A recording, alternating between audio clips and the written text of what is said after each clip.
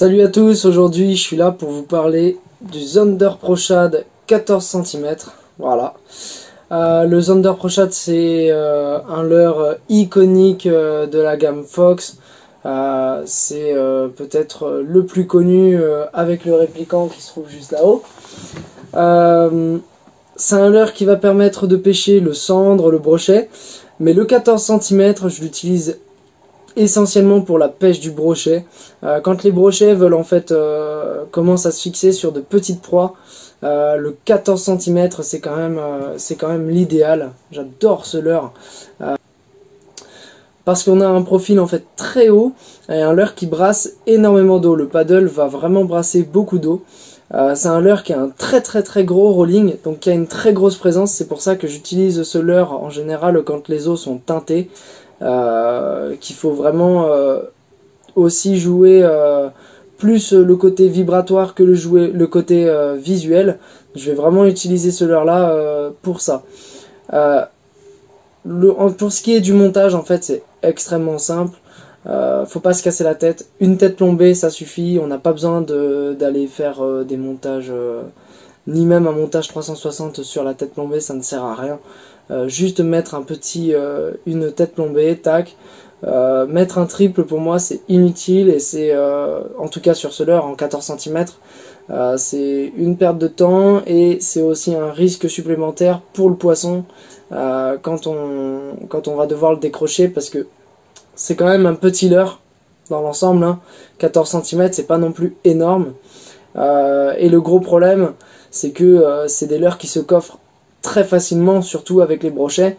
Donc mettre un triple avec un leurre qui se coffre et donc qui va très loin dans le fond de la gorge, pour moi c'est une mauvaise idée, c'est un risque supplémentaire d'abîmer le poisson encore plus. Donc voilà, après ça tient à chacun. Donc là moi je vous parle du nouveau coloris UV Blue Flash, voilà, qui est très joli, voilà, un coloris bleu pailleté. Moi je l'aime beaucoup pour pêcher dans les eaux claires, voilà, parce que le côté pailleté ça reste un coloris en fait finalement assez naturel, même si c'est une couleur. On pourrait se dire ouais, on veut jouer le côté flashy, mais je trouve que ça a quand même un aspect assez naturel. On garde un aspect poisson, le coloris, le bleu est pas agressif, donc j'ai eu beaucoup plus de résultats en pêchant avec en eau claire qu'en eau teintée. Vous avez peut-être remarqué que l'étang derrière moi est gelé, donc ça va être compliqué de pêcher avec. Donc du coup ce que je vais faire c'est juste vous montrer les mouvements qu'on peut utiliser pour pêcher avec ce leurre. Donc une fois qu'on a lancé le leurre, en fait, moi ce que j'aime beaucoup faire c'est attendre que le leurre ait touché le fond, garder ma canne haute et juste mouliner, stopper. Le leurre va retomber sur le fond. Je dois bien garder contact, rester en contact avec mon leurre afin de sentir la moindre touche, parce que les touches viennent souvent au moment où le leurre va reprendre contact avec le fond. Et hop, je re-ramène, je laisse retomber, je re-ramène. Voilà, c'est extrêmement simple, ça s'appelle du stop and go, c'est de la pêche en linéaire. C'est très simple, ça marche très bien sur les brochets et sur les sandres.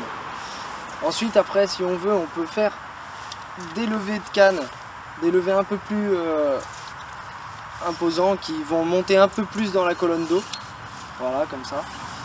Donc un petit coup de poignet et au moment de la redescente on va bien accompagner en moulinement. Voilà. Moi pour pêcher avec ce leurre là je vais pêcher en casting, en pêche générale. Je peux aussi pêcher en spinning avec dans ces cas là une canne relativement médium et plutôt longue aussi. Il faut au moins qu'elle fasse 2 mètres 10, parce que pour ce genre de pêche c'est important de pouvoir pêcher canne haute, et en pêchant canne haute et loin, plus on aura une canne longue, mieux on sentira les touches.